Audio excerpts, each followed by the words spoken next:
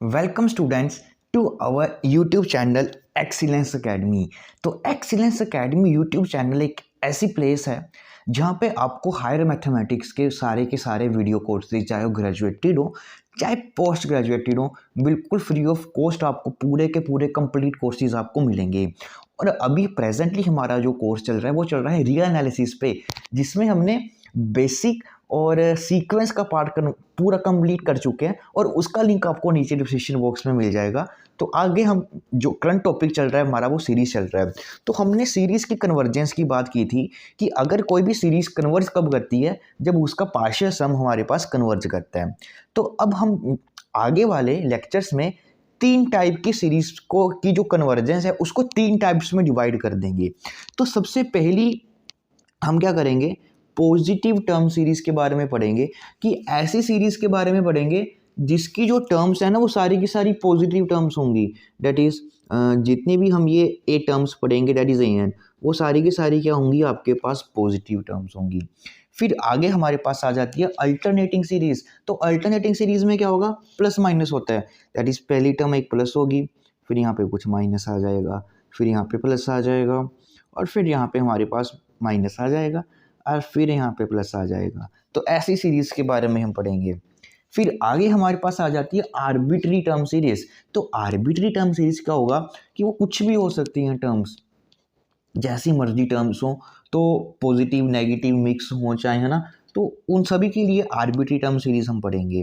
अब बची negative term series, है ना, तो नेगेटिव सीरीज को हम पॉजिटिव टर्म सीरीज के साथ ही कर लेंगे। देखिए अगर ये एन पॉजिटिव टर्म की सीरीज है तो अगर सीरीज को माइनस से मल्टीप्लाई या किसी कांस्टेंट के साथ मल्टीप्लाई कर देते हैं तो वो सीरीज हमारे पास कन्वर्जेंट ही रहती है। तो अगर हमने पॉजिटिव टर्म सीरीज को पढ़ लिया तो डैट मीन्स वहीं से हमारे पास नेगेटिव टर्म सीरीज आ जाएगी, फिर अल्टरनेटिंग पढ़ेंगे, फिर आर्बिट्री। तो आगे आज हम शुरू कर देंगे हमारी पॉजिटिव टर्म सीरीज कि जितनी भी हमारे पास पॉजिटिव टर्म सीरीज हैं उनको कन्वर्जेंट प्रूफ करने का हमारे पास एक ही बेसिक मेथड होता है, जो हम आगे आने वाली अभी मैं आपको वो थ्योरम करवाने वाला हूँ, जिसकी हेल्प से कम 10 से 15 टेस्ट का जो प्रूफ है वो उसी पे बेस्ड है ना। तो वो चीज़ हम थ्योरम आपको भी करवाने वाला हूँ, तो आपको ईजिली। अब हम बात करेंगे पॉजिटिव टर्म सीरीज़ के बारे में। अब देखिए पहले मैं इसको थ्योरम को समझाने से पहले आपको इसका बेसिक आइडिया बताता हूँ। देखिए तो स्टूडेंट्स अब हम एक ऐसी इंपॉर्टेंट थ्योरम करने जा रहे हैं जो आपके पूरे के पूरे चैप्टर में इनडायरेक्टली यूज़ होगी जब हम आगे और थ्योरम का प्रूफ करेंगे। तो बेसिकली जितने भी वो प्रूफ्स हैं वो सिर्फ और सिर्फ इसी थ्योरम पे ऊपर बेस्ड हैं। तो आइए उसको शुरू करते हैं।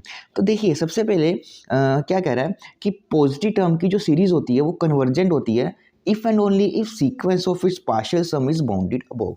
अब देखिए हमने क्या करना है, सबसे पहले हमने एक सीक्वेंस ले लेनी, सीरीज़ ले लेनी है पॉजिटिव टर्म की। तो सबसे पहले हम मान लेते हैं कि that is summation of a n हमारे पास क्या है, इज़ सीरीज़ है, जिसमें सबसे ख़ास बात क्या है कि इसकी हर एक टर्म आपको क्या होनी चाहिए, पॉजिटिव होनी चाहिए। क्लियर। अब ये हमने ले ली, तो हम फिर से अब कोई भी सीरीज़ कन्वर्ज कब करती है, जब उसका पार्शियल सम की सीक्वेंस कन्वर्ज करती है। तो हम इसकी पार्शियल सम की सीक्वेंस बना लेते हैं।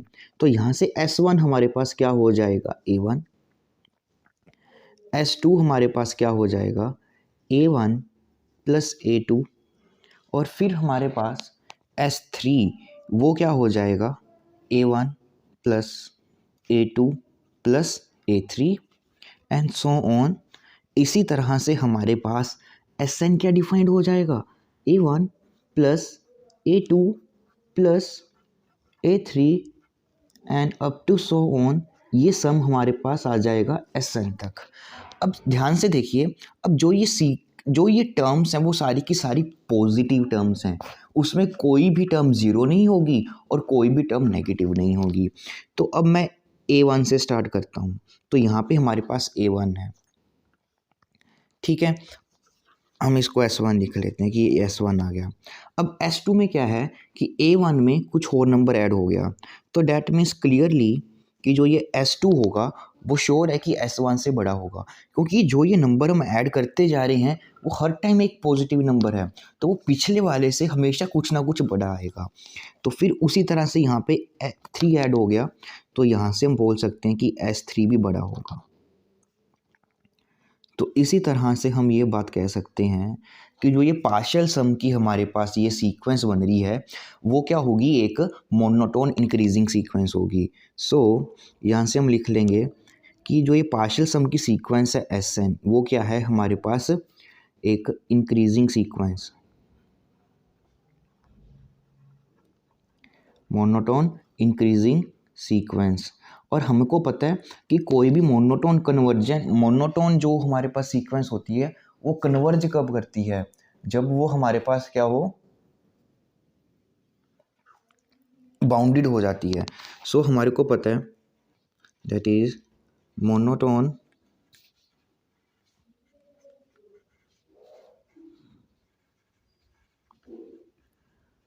Increasing sequence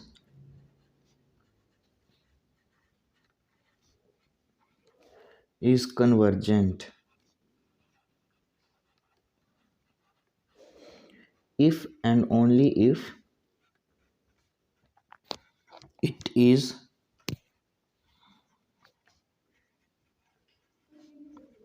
bounded above।